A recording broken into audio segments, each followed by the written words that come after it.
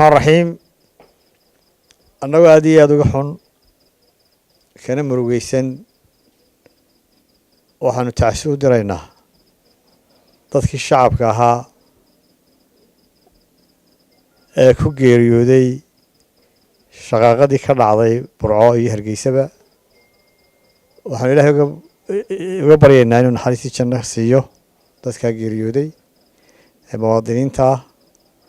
intii dhaawacantayna waxaanu Ilaahay uga baryaynaa inuu caafimaad sariica siiyo degdega waxaan ugu baaqaynaa ciidamada ammaanka Somaliland inay u turaan shacabkooda ay ka mas'uul yihiin ammaankiisa ee aan hubaysnayn inay u adeegsadaan rasaas nool iyagoo intaa wax ka gedisan ku xalili karaya san hore ugu baaqnayna shacbiga guud ahaan iyo taageerayaasha xisbigaba waxaan ugu baaqaynaa inay amniga ilaaliyaan waxaa kaloo aan ugu baaqaynaa una sheegaynaa dhammaan shacbiga Somaliland iyo taageerayaasha xisbiga wadaniba inuu maanta wada hadallo bilaabmay komishinka doorashooyinka qaranka iyo xisbiga wadani si loo xalilo codsiga iyo tabashada uu gudbiyey xisbiga wadani wada hadalkii koowaad waanu yeelanay maanta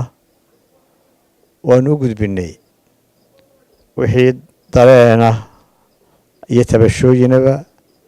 aanu aragno in xaaladdan lagaga bixi karayo oo ah isqancin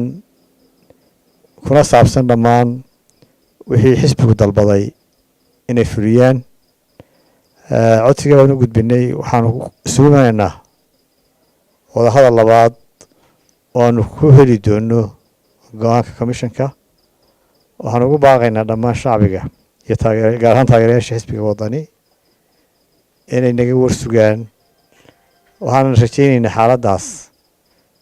in la xaliyo oo xal laga gaaro qanciya xisbiga